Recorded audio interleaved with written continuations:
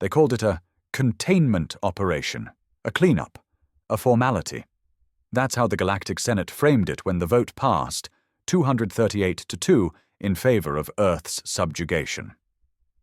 Too unpredictable, they said. Primitive, dangerous, unworthy of a place among the stars. What they didn't say, but everyone knew, was that Earth terrified them. General Torren, the oldest member of the Zayrellan High Command, remembered how Earth's transmission first reached them. A broken, messy burst of sound and light, crude video and guttural languages. But beneath the static, something lingered. Defiance, rage, a refusal to kneel. The Council dismissed it as noise. Torren had argued for caution, but no one listened. And now their fleets were burning. From orbit, Earth didn't look dangerous. It looked blue, calm, a swirl of oceans, clouds, forests. Fragile. But the first assault fleet, 12 destroyers strong, never even reached the atmosphere. They were intercepted. Not by ships, not by tech, by weapons that shouldn't exist. Commander Ward, stationed on Earth's surface as part of an undercover pre-invasion unit, was the first to report what the Council would later try to bury. His final transmission, voice shaking, eyes blooded, teeth missing, said just one word before it cut off. They knew. The Council underestimated just how long Earth had been watching back, listening, preparing, and they had been patient. Brutally, unnaturally patient. They didn't build fleets to match the galaxy. They built weapons to end it. One shot, one ship. Earth never wanted diplomacy. They wanted deterrence. They built warheads with anti-gravity destabilizers, AI-embedded malware, cloaked orbital railguns that could shred titanium like paper. And they let the galaxy think they were still in the Stone Age. The Senate broadcast the first attack live. Billions across the stars watched in celebration. An invasion, yes, but a merciful one. They wanted the optics.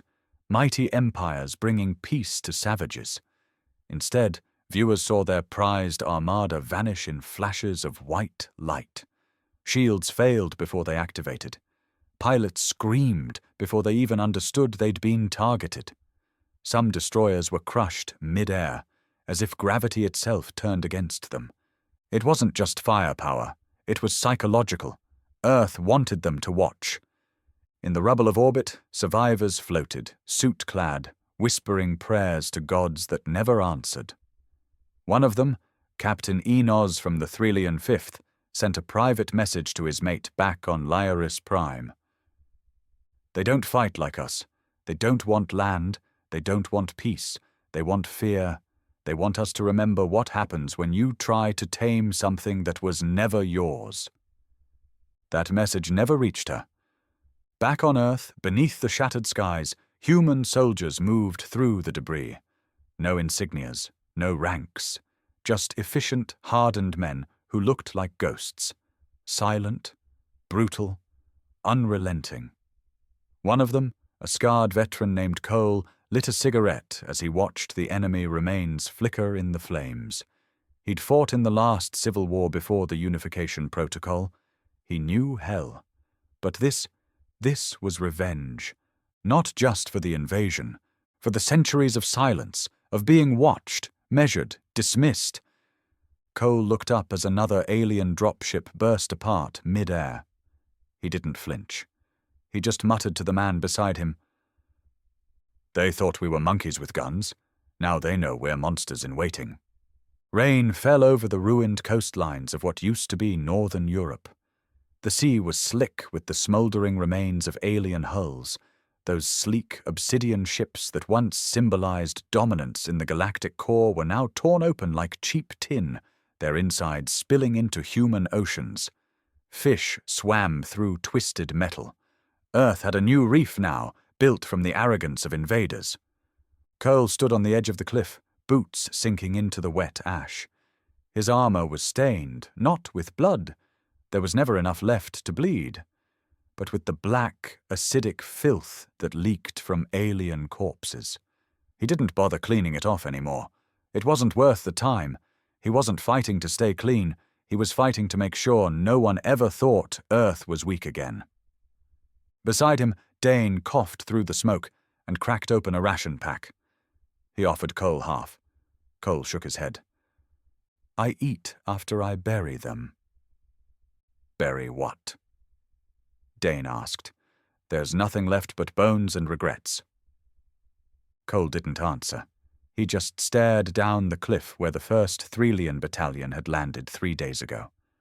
What was left of them could be shoveled into a lunchbox. The humans didn't just kill their enemies. They humiliated them. They turned every battle into a message. Each crater was carved with a phrase, burned in alien tongue. We warned you. Across the globe, the pattern repeated.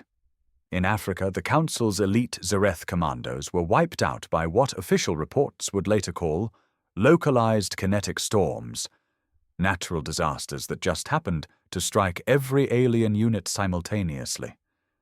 In truth, they were prototypes, man-made disasters.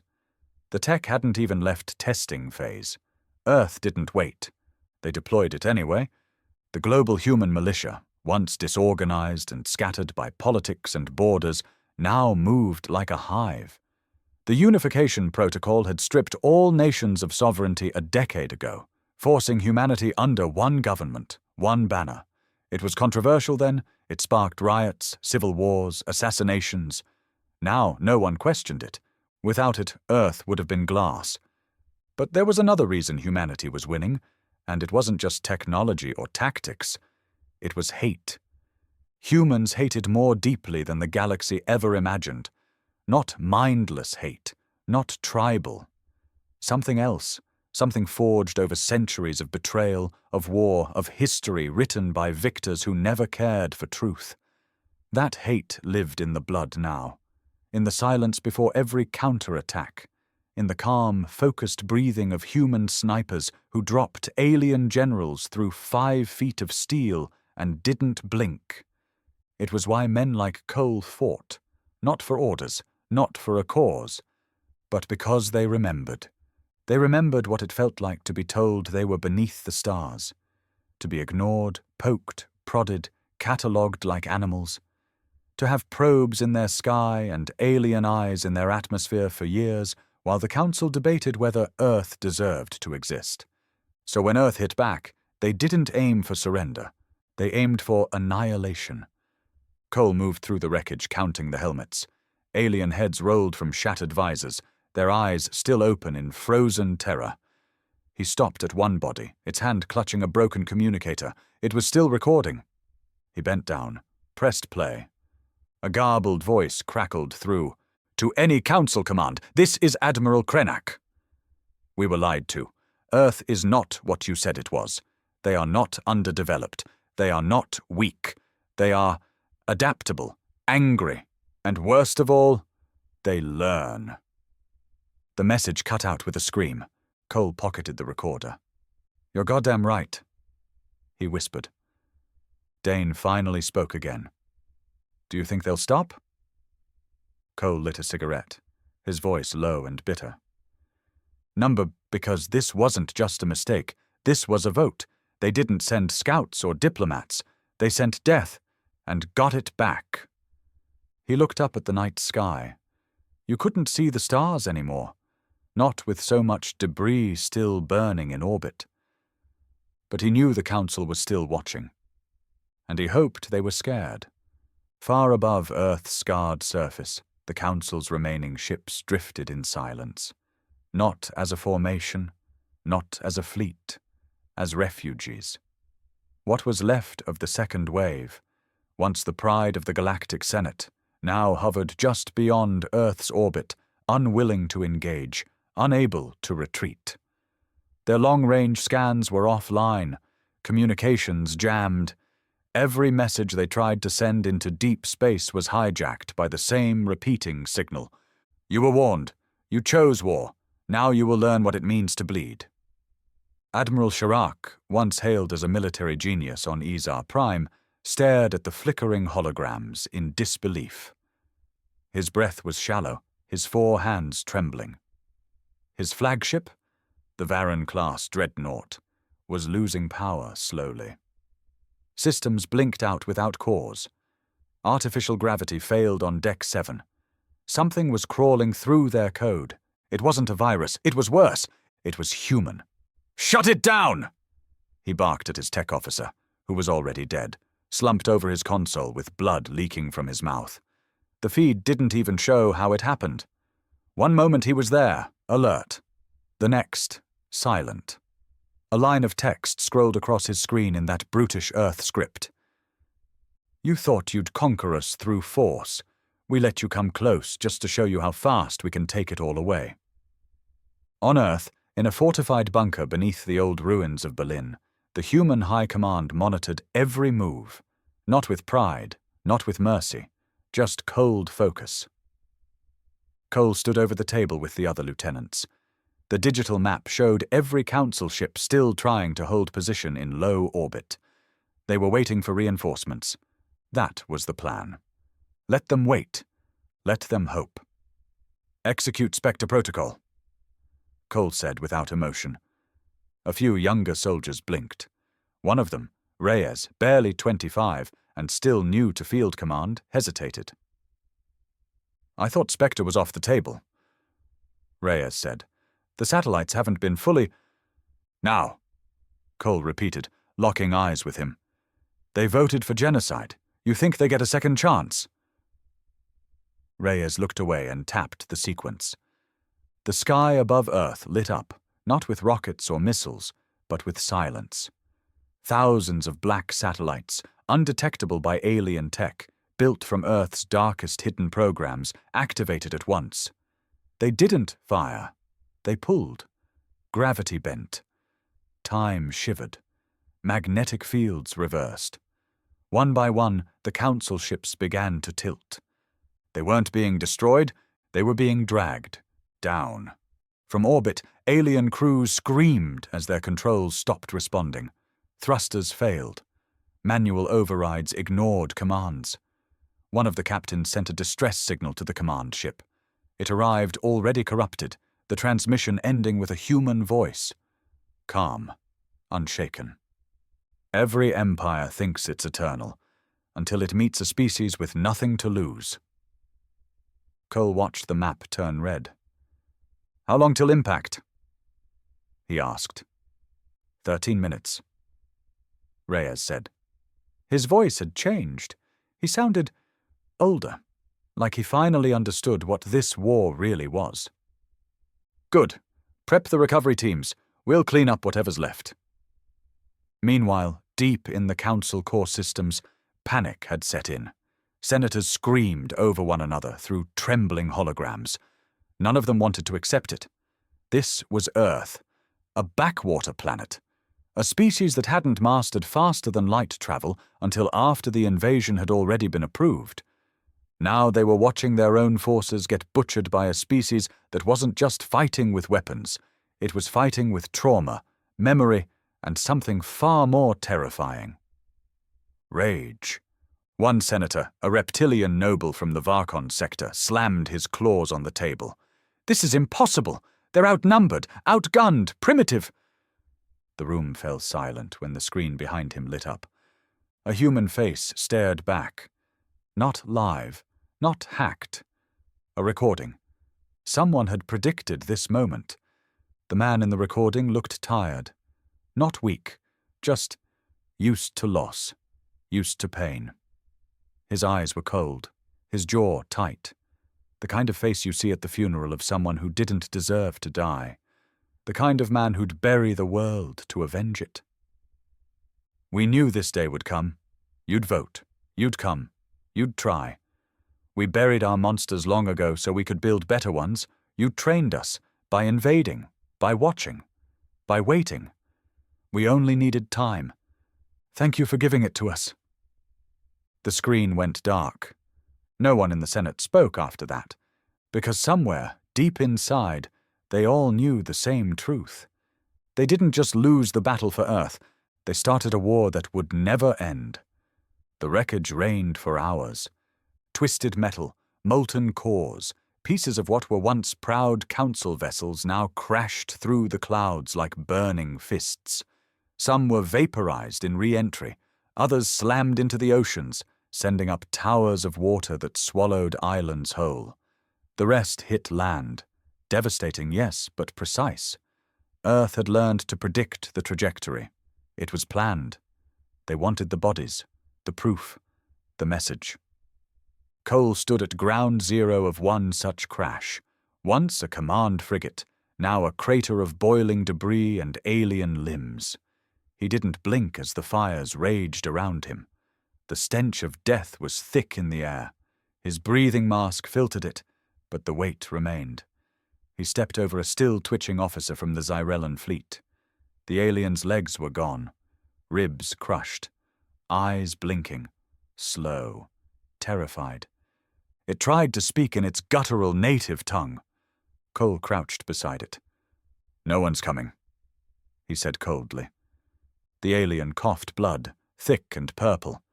We didn't know." "That's the problem," Cole replied. "You should have." With one twist of his knife, it was over. Dane arrived a moment later, helmet off, ash clinging to his buzzcut. "That one of the command staff?" "Was. They're dropping like flies. We might actually win this thing, Cole." Cole didn't answer right away. He just stared into the flames, watching the alien tech melt into the dirt. "We're not winning," he said finally. "Not yet. They've got more fleets.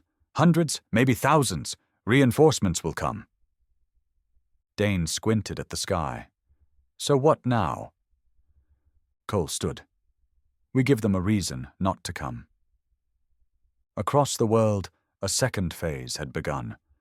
Earth's retaliation wasn't over with victory. That would have been too merciful. Instead, they did what no other species in the galaxy dared to do. They went on the offensive. The orbital tethers that once kept Earth isolated had been reversed. The launch sites activated. Within 48 hours, Earth's deep space war cruisers, built in secrecy, hidden in the shadow of every moon and asteroid, were launched. Not hundreds, not even dozens, just 7. That was all they needed. Each ship wasn't designed for long wars or extended sieges. They weren't diplomatic or multi-role. They were assassins. Their mission was clear: find the worlds that voted for the invasion, and burn them. Humanity didn't care about rules of engagement or galactic law. They didn't care about targeting only military installations. They went after politicians, bankers, media stations that pushed propaganda against Earth, academy chancellors who approved colonial doctrine. Every senator who raised their hand in favor of invasion had their coordinates logged and tagged. Revenge wasn't just a dish served cold, it was systematic. And it began with Trelvar, a rich, glowing ecumenopolis, the heart of council propaganda. They'd celebrated Earth's containment with parades. They aired simulations of Earth cities being conquered, laughed as humans were portrayed like wild animals in their plays and media. The first human cruiser entered their atmosphere without warning. No broadcast, no demand. It opened fire immediately, stealth nukes with synthetic quantum destabilizers. By the time the Trelvarian defense grid activated, their entire capital continent was already a glowing wasteland. Millions incinerated in seconds. Others choked on ash and fell where they stood. The last message that escaped the planet was a single word from a council news anchor, her voice cracking. "They're monsters." Yes, they were. And now the galaxy knew it. Back in the bunker, Cole stared at the casualty list. Earth had lost almost 500 million in the opening days of the invasion. Entire cities were gone. Populations wiped. Families shattered. But the people didn't mourn anymore. They seethed. They forged weapons in ruins, trained in rubble, raised children with fire in their eyes. Earth wasn't healing. It was hardening. A message came through the secure channel. One of the deep cruisers, the Revenant, had just exited hyperspace near the Council capital planet. The The crew was awaiting orders. Cole keyed the mic. "No speeches, no mercy. You know what they did. Light it up." A pause. Then a single word crackled through the static. "With pleasure." He sat back. Dane walked in with 2 coffees, dropped one in front of him. "They're going to call us monsters for this." "We didn't start this war," Cole said, taking the cup. "But we're sure as hell going to finish it like one." The council capital, Erythros Prime, had never seen war. Its towers scraped the stratosphere. Its streets shimmered with light from 17 moons. For centuries, it had been the jewel of galactic civilization, a place where deals were made, where votes decided the fate of billions, where peace was written by hands that never bled. Until now. The sky tore open above them. The Revenant appeared without fanfare, dropping from hyperspace like a ghost wrapped in thunder. No escort, no warning. The planet's orbital defense systems scrambled, locking on. Turrets powered up, missiles readied. But the ship didn't stop. It dived, straight into atmosphere, shields flaring, hull glowing like a falling god. The Council's elite guard units, trained for centuries in combat theory and doctrine, were activated. They had drilled for planetary invasions, studied military history, mastered every possible contingency. But not this. Not a ship that didn't negotiate. Not enemies that didn't hesitate. Not humans. The Revenant opened its bays mid-drop. A storm of black pods screamed downward, each one carrying a single operator. Engineered soldiers born in post-invasion bunkers, raised on old-world hate and new-world purpose. They weren't here to secure territory. They were here to kill decision-makers. By the time the Council's ground forces engaged, 3 senators had already been executed in their homes. 1 burned, 1 beheaded, 1 left with a note pinned to his chest. You voted yes. Cole watched the feed from the command center back on Earth. He didn't smile. He didn't cheer. This wasn't victory. It was something colder. Justice stripped of ceremony. "They're evacuating the civilian zones now," Dane said behind him, trying to frame it as a rogue attack. "Emergency news broadcasts say Earth's gone feral." Cole didn't look away from the screen. "Let them. The galaxy watched us burn for a week. No one blinked. Now they'll learn what looking away costs." A technician called out from the other side of the room. "Sir, another broadcast coming in. Council Senate Chamber, live feed. They're calling for ceasefire." Cole turned slowly.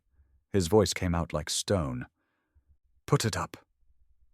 The screen filled with the image of Chancellor Yev, her once proud golden robe stained with ash. She looked old now, fragile. Behind her, smoke curled through the ceiling where a projectile had shattered a support beam. Her voice cracked as she spoke. "People of Earth, we acknowledge the severity of your retaliation. We were misled. We were wrong. The invasion was a mistake. Let us find a path back to peace. Let us end this before more worlds fall." The room went quiet. Even Dane looked uncertain.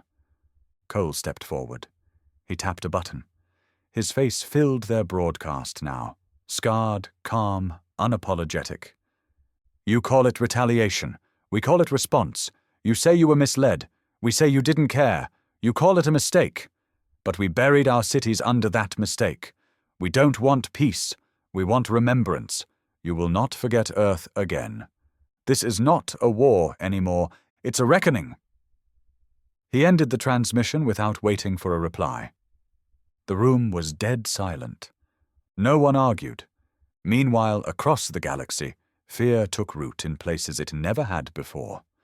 On the outer colonies, statues of council leaders were torn down. Civilians painted Earth's symbol, the jagged V scar left from the first strike, on walls, weapons, even their skin. Not out of loyalty, out of fear. Because now they understood something the Senate never had. Humans didn't conquer for power. They destroyed for remembrance. They wanted the galaxy to feel what they felt, to see what they saw when their homes turned to ash, when their skies filled with strangers who believed Earth was weak. And they weren't done yet. Back in the bunker, Cole sat alone in the war room. The light flickered above him. He stared at an old photo in his hand, faded, frayed. A woman and a child. They were gone now. First strike. He didn't even find remains. He lit a cigarette and whispered to the picture. They said you weren't worth saving. The ash dropped like snowfall onto the steel floor. Then came the report. 3 more planets, 3 more votes, 3 more names to cross off the list. Cole stood up. His face was hollow now. There was no glory left, no pride, just momentum. He walked back toward the command table, already issuing orders. The shipyards of Delvac 9 burned for 3 days straight. Not from bombs, from humans. Delvac 9 had voted early during the council session, loudly, arrogantly, pushing for preemptive cleansing. They had funded the invasion, supplied fuel, materials, even drafted an entire fleet. Their leadership had mocked Earth publicly, called humanity a virus with dreams of relevance. Now they were choking on their own ash. The attack came at night. Earth's night. Delvac's twin suns were mid-sky when the strike teams landed. No warning, no declaration. Just thunder, fire, and boots. Human saboteurs didn't aim for infrastructure. They went straight for command centers, data cores, biological archives. Everything that gave Delvac any identity or purpose was erased. The final message left behind wasn't in human language. It was written in the Delvaki dialect. Just 4 words. We learn, you don't. The Delvaki government tried to respond, but the message channels were already severed, their orbital links fried with electromagnetic pulses that piggybacked on their own satellite systems. Earth had used Delvac's pride against them, turned their advanced tech into suicide nodes. And somewhere in the shadows, far away from the flames, Cole watched it unfold like a man watching a slow storm. He didn't drink. Didn't eat much. Sleep came in broken hours now, but he watched every mission, every execution, every orbital strike and ground purge, not because he needed to, because he owed it to the ones who were already gone. You're losing weight, Dane muttered, handing him a ration bar. You can't keep running on nicotine and rage. Cole didn't look up from the monitor. There's no finish line. There's a limit, though. Cole finally turned. You think this ends when they surrender? Dane said nothing. Cole leaned closer. You think this is about victory? It's about memory. Every time we spare them, they forget. And next time, it won't be Earth they come for. It'll be someone else, and we'll have taught them nothing. We've got one shot to carve this into the galaxy's spine so deep they never forget again. Dane looked tired. So what, we become the new monsters? We already are, Cole said flatly. Now we just make sure we're the last. In the Outer Rim, the Council's alliances began to fracture. Not everyone had voted for Earth's invasion, and now those who abstained were running scared. Planets once proud of their neutrality now plastered human flags across their embassies. They sent messages, offers, apologies, even tribute. But Earth ignored them. It was never about diplomacy. This was punishment. In one intercepted transmission, a Varelian merchant captain said it best. The humans don't want our peace. They want our fear. And they were getting it. Elsewhere on Earth, life had changed. Cities were rebuilding, but not into what they were before. The new Earth didn't want skyscrapers or shopping malls. It wanted foundries. It wanted walls. It wanted reminders. Children learned warfare the way they once learned math. History books now started not with Earth's ancient empires, but with the invasion vote. Schools taught every child the names of the planets that raised their hands against humanity. Not in bitterness, in preparation. This was a generation that would never forget. and that made them more dangerous than any missile Earth could launch. On a broadcast screen in a broken council chamber, a surviving senator watched Earth's fleet mobilize again, heading toward the next planet on their list. She turned to her aides. "We need to stop them, before they destroy everything." Her aide's voice was small. "How?" The senator didn't answer, because she knew the truth. There was no stopping them now. They had nothing left to lose. And for the first time in galactic history, the most terrifying force in the stars wasn't advanced technology or ancient empires. It was a wounded, remembering man with a long list of names. The war had changed Earth. Not just its surface, scarred cities, new continents formed by impact craters, oceans laced with fallen hulls, but something deeper, something in the soul. There were no more songs about peace, no statues of past heroes, only cold memorial walls with names etched in steel. Millions of names, names of the innocent, the forgotten, the crushed. Cole walked the Hall of Remembrance in silence. The bunker was buried under what used to be Oslo. The air smelled of cold metal, disinfectant, and grief. The walls stretched on forever. One name in particular always drew him back. Nina Rell. His wife. No body. No ashes. Just the name, and the memory of her screaming as fire swallowed the sky. He traced the letters with his gloved hand. It never felt real. She was just gone, like she never existed. But her absence burned louder than any voice. Dane stood behind him, quiet. He never said anything when Cole came down here. No one did. It was understood. This was Cole's fire, his fuel, his reason why, even when sleep left and his body screamed, he kept giving the kill order. Some men fought for honor. Cole fought for vengeance with no bottom. Across the galaxy, the Council's morale collapsed. 50 worlds had already gone silent. Not lost, not compromised, just gone. No return transmissions, no ships, no refugees. The human fleet had become a legend, a ghost story whispered in panic. Ships with black hulls, no insignia, crews that never spoke, weapons that left no wreckage, planets that went dark without a scream. And still the galaxy didn't understand. They kept asking why. Why wouldn't Earth accept the surrender of those who voted against the invasion, but now regretted it? Why did they target cultural landmarks, destroy entire archives, erase bloodlines? They thought humans were angry. They didn't realize they were deliberate, because Earth wasn't just killing, it was rewriting memory. The Revenant returned from its final purge on Ekarath. The last of the Council elite had been cornered there. Scholars, senators, tacticians, the ones who had written the doctrine that declared Earth a containable threat. They died in fire and silence. When the Revenant landed, Cole was already waiting. Its hull still smoked. Its captain, an older man named Grant, stepped down and saluted. "No survivors," he said simply. Cole nodded. "You took the archive building?" Grant smirked, but it was grim. "Turned it into glass. Not a single data core left." "Good." Grant hesitated. "There's something else." He handed Cole a sealed container. Inside, a thin tablet. Council tech, high tier. Still functional.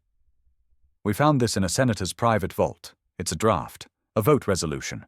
Date stamped 8 months before the invasion began." Cole tapped it.